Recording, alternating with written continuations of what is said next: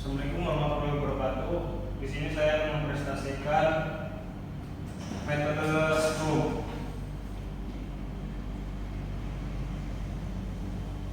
Metode Scrum pada dasarnya, Scrum adalah cara-cara yang dilakukan untuk memecahkan suatu masalah. Scrum sendiri menggunakan pendekatan dari metode lain, yaitu Agile.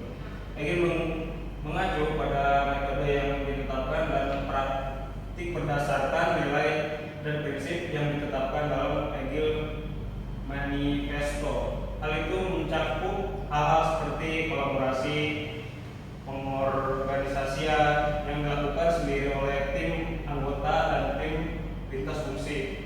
Scrum adalah kerangka kerja yang digunakan untuk mengimplementasikan pengembangan Agile. Scrum pertama kali diperkenalkan dalam artikel Techui and Nonaka yang berjudul The New Product Development Game dan dipublikasikan oleh Harvard Business Review (HBR) pada tahun 1986.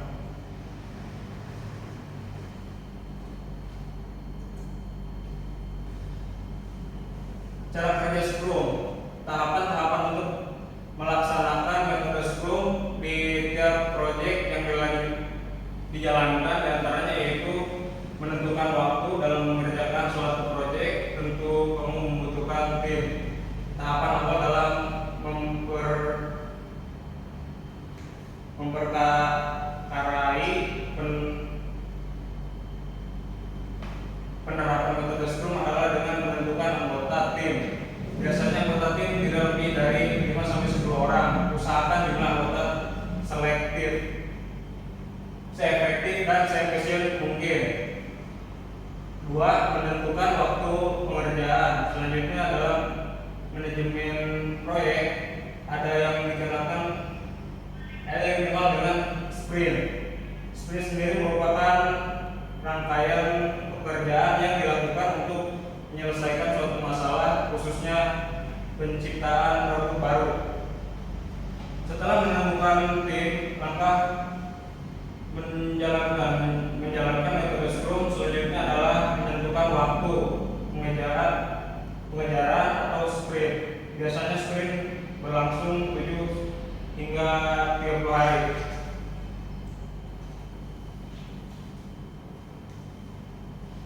3.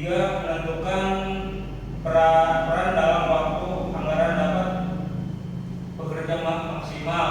Suatu tim harus memiliki struktur dan tingkat masing-masing agar tidak tumpang tindih.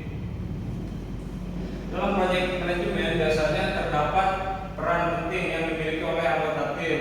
Peran ini adalah Scrum Master atau menurut Solitis bisa juga disebut sebagai Project Manager.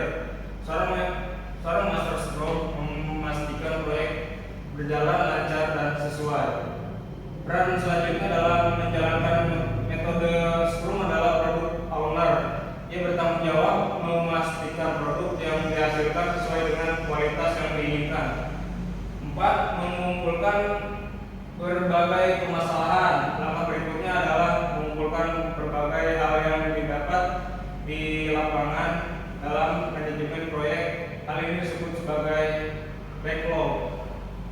Berbagai permasalahan atau backlog ini kemudian dikumpulkan dan dibuat pengerjaannya.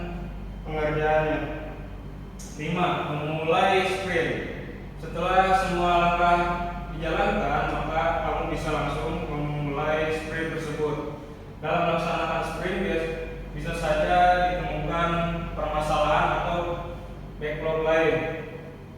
Komunikasikan hal ini dengan pemilik produk, apakah backlog tersebut dapat dilaksanakan dalam sprint tersebut atau sprint selanjutnya. Peran dalam metode Scrum seperti yang sudah dipaparkan, Scrum adalah salah satu metode terbaik yang dapat dimanfaatkan untuk keperluan manajemen proyek. Akan tetapi agar dapat digunakan secara diperlukan 3 peran khusus yang akan mengolah kinerja dalam kerangka kerja Scrum. Peran-peran ini juga penting untuk didefinisikan dan diperjelas agar kerangka kerja Scrum dapat mensukseskan tim dan proyek. Berikut adalah ketiga peran yang terdapat dalam Scrum, dikutip dari Coursera. 3. Tim pengembang. Peran terakhir yang terdapat dalam kerangka kerja metode Scrum adalah development team atau tim pengembangan. Tim ini terdiri dari para profesional yang melakukan pekerjaan secara langsung untuk menyelesaikan tugas dan sprint Scrum. Anggota tim pengembang sendiri termasuk teknisi komputer, desainer, penulis, analisis data, dan peran lain yang diperlukan untuk mencapai tujuan proyek. Tim pengembangan tidak hanya menunggu pesanan dan memilih produk. Mereka biasanya saling berkolaborasi untuk tujuan dan rencana untuk mencapai tujuan akhir proyek. Manfaat metode Scrum. Rilis produk setiap pakai yang lebih cepat untuk pengguna dan pelanggan. Kualitas produk yang lebih tinggi, produktivitas yang lebih tinggi, pengeluaran biaya operasional yang lebih murah, kemampuan untuk membentuk perubahan dalam proyek selanjutnya. Moral kerja karyawan yang lebih baik, angka kepuasan penggunaan yang lebih tinggi, mampu menyelesaikan proyek kompleks dan sebelumnya tidak bisa dilakukan. Oke, sekian dan terima kasih presentasi dari saya. Assalamualaikum warahmatullahi wabarakatuh.